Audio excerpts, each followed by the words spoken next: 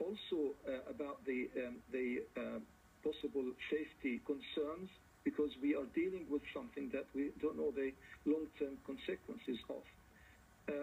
And therefore it is expected to raise some concerns. Ethically, the main concern is two issues really. One is the very fact that some genetic material will be passed down through the generations from a third person, mixing lineages. That's a concern. We can look into this. And the other concern is that genetic makeup of the baby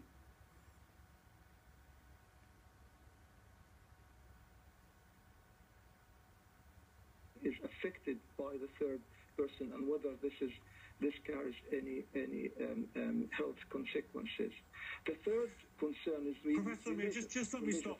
Professor Amer, just let me stop you there, because that's a very important point, isn't it? That I mean, it sounds to many people certainly good if the introduction of a third person's DNA can stop disability and mutation. But what you're saying really is that we can't be sure what the introduction of a third person's DNA might be in other areas and over a longer term. Is that correct? Yeah, that's obviously has not been addressed. I'm just mentioning the concerns being considered by the critics of this technique. My view on this is the transferred genetic material, which is only purely in the mitochondria, which is the small little organelles outside the nucleus, does not actually form a part of the genetic makeup of that baby. So in essence, the genetic makeup that determines the features of the offspring has nothing to do with this extra, very minute amount of genetic material that comes into the cell from the other mother. So I think in terms of genetic mix-up and lineage change, it shouldn't have an effect.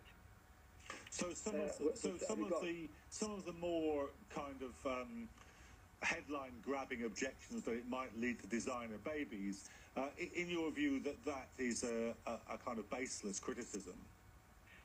Of course, I disagree with this, because obviously, if it is applied with strict regulations, it shouldn't actually lead into this. And as it stands now, it has nothing to do with designer baby, and that's not an issue. It is made to help with potentially lethal genetic conditions, and therefore it's purely to help offspring to survive and have a healthy life.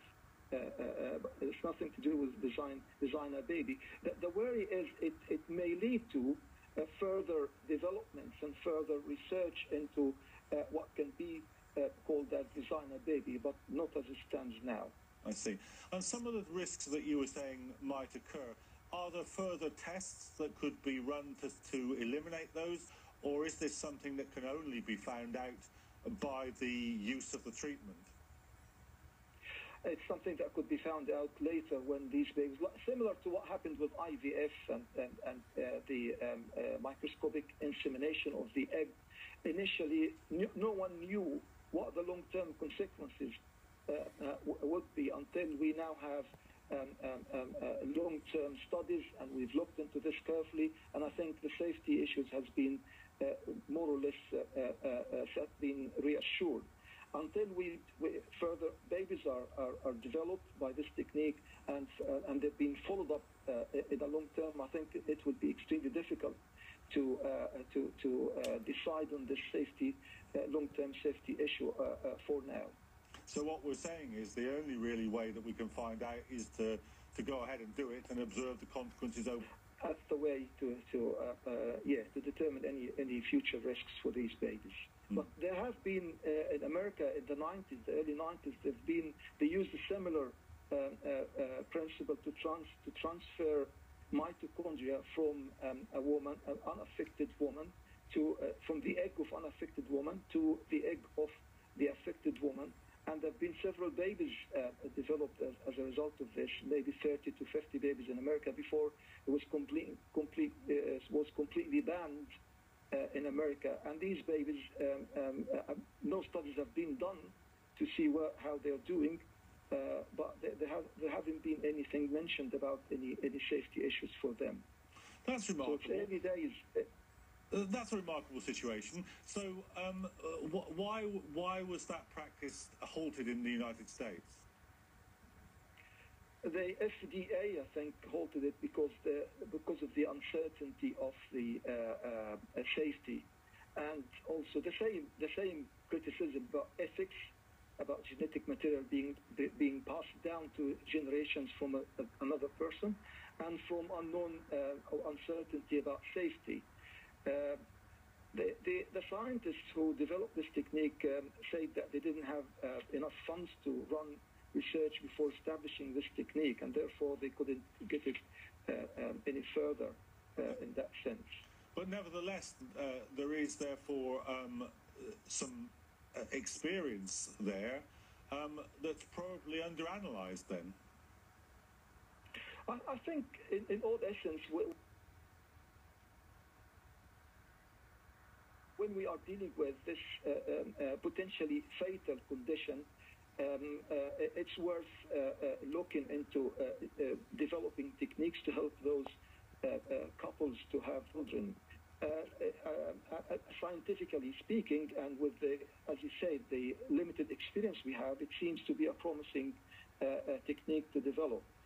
And even all the issues mentioned from religious and ethical groups is essentially about safety and ethics. But if I may just give a little bit of a view on from the Islamic point about, I think that was one of the concerns that Muslims or Muslim doctors may have when it comes to passing down genetic materials from a third person that will mix into the lineage. If you wish me to give you a little idea on this. Please go ahead. Yeah, obviously this is a completely new area, and I'll give you what we know in principle in Islam is the mixing of genetics in the lineage is completely forbidden. So donor egg and donor gamete is out of question in Islam, and there are no differences of opinions in this.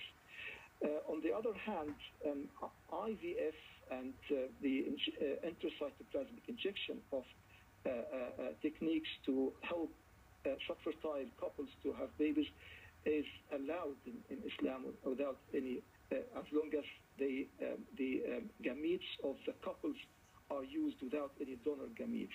When it comes to a new area, a new discovery or a new technique being developed involving some issues to do with genetic mixing, I think this is an area that needs to be taken to a body of scholars to give us their view.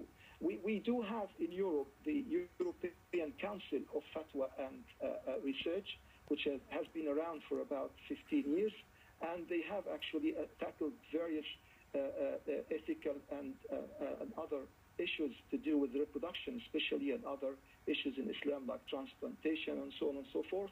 And this subject, as we speak, is being actually taken to the council, and it will be discussed, and they will give a fatwa. Okay. Well, Professor Amer, I'm afraid on that point we're going to have to leave you, but thanks very much for that.